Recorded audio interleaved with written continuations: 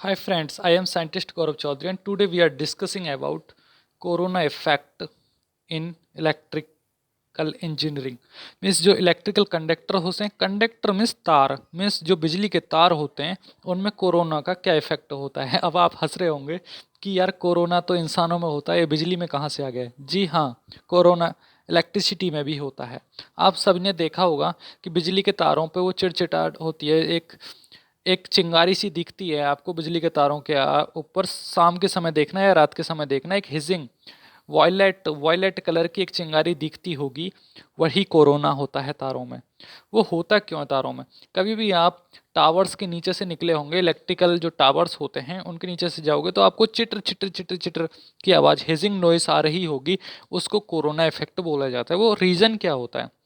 देखिए भाई, जो कंडक्टर होते हैं, जो इलेक्ट्रिकल कंडक्टर होते हैं, उनमें हाई वोल्टेज ट्रांसफ़र होता है, हाई वोल्टेज ट्रांसफ़र होता है। लेकिन कंडक्टर के आसपास क्या होता है? टेम्परेचर होता है, मॉइस्चर होती है, यानी पानी। एयर में क्या होता है? एयर में वाटर वाटर होता है ना, एयर के अंदर ऑक्सीजन के अंदर वाटर होता है। इसके अंदर से वोल्टेज जा रहा है। अब इसमें कुछ टेम्परेचर है, टेम्परेचर के कारण यहाँ का जो तापमान है ये अलग होता है। इसमें होता है पोटेंशियल ग्रेडियंट, पोटेंशियल ग्रेडियंट, और इसमें कुछ वोल्टेज का ड्रॉप हो जाता है इसके कारण। मीन्स इसके रेसिस्टेंस ड्रॉप हो जाता है, वोल्टेज ड्रॉप। यानी इलेक्ट्रिसिटी, सपोज दैट यहाँ से जो इलेक्ट्रिसिटी भेजी, इतनी इलेक्ट्रिसिटी भेजी, तो यहाँ कुछ कम पहुँचती है, यानी कुछ लॉस हो जाता है इलेक्ट्रिसिटी का। उसी के कारण ये चिंगारी उठती है तारों के ऊपर, वही चिटर चिटर की आवाज़ आती है इलेक्ट्रिसिटी की। उसी को बोलते हैं कोरोना इफेक्ट इन इलेक्ट्रिसिटी। अब इसी कोरोना इफेक्ट को हटाने के लिए हमने कौन से कंडक्टर को यूज़ करना चाहिए? हमें यूज़ करना चाहिए बंडल कंडक्टर्स का। बंडल कंडक्टर्स इस तरीके से आपने देखे होंगे, ट्रांसमिशन जो टावर होते हैं, बड़े बड़े टावर, उनमें 4 तार लगा के इस तरीके से एक बंडल सा बना दिया जाता है, उसको बोलते हैं बंडल कंडक्टर्स। इन कंडक्टर को यूज़ करने का बेनिफिट क्या है, मैं अभी आपको बता देता हूँ। देखिए, जब भी हम जैसे सपोज दैट ट्रांसमिशन लाइन जो होती है, ट्रांसमिशन मीन्स बड़ी लाइन को ट्रांसमिशन लाइन बोलते हैं, जो इलेक्ट्रिसिटी को ट्रांसफ़र करे, ठीक है, हाई लेवल पे। इस सब हमेशा बिजली के 4 तार होते हैं, 4 ले लो या 3 ले लो, ठीक है, 3 ले लो।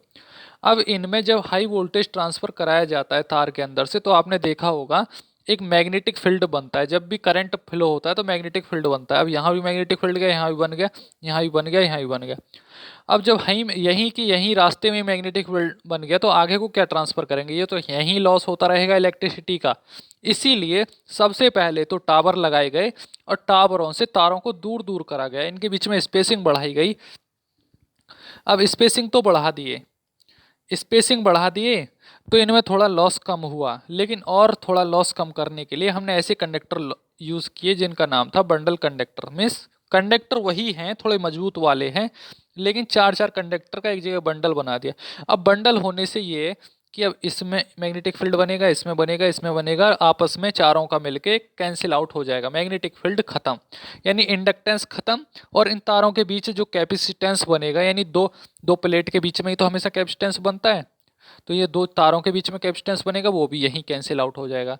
मीन्स चारों के चारों बंडल में अब ज़्यादा लॉस नहीं होगा इलेक्ट्रिसिटी का। इसी लॉस को और कोरोना इफेक्ट को कम करने के लिए हमने बंडल कंडक्टर्स का यूज़ करते हैं। जबकि आपने देखा होगा नॉर्मल लाइंस में, जो घरों में, ये गाँव में देखी होगी आपने डिस्ट्रीब्यूशन लाइन, इसमें एक ही तार होता है, स्ट्रैंड कंडक्टर बोलते हैं उसको।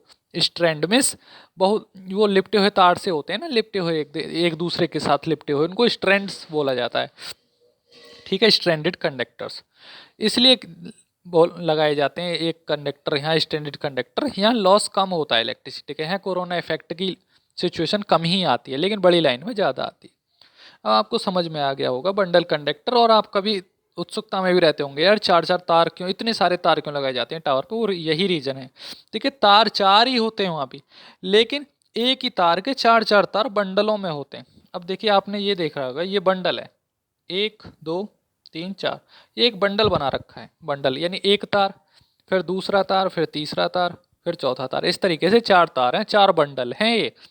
और कुल मिला के अभी कभी काउंट करोगे तो 17 तार मिलते हैं। 4 तो ये मिल जाएंगे, एक तार ऊपर मिलता है, वो न्यूट्रल कंडक्टर होता है, यानी 17 तार होते हैं, लेकिन वो रियलिटी में 4 ही तार हैं भाई, कभी कंफ्यूज मत होना। Thank you so much for watching this video.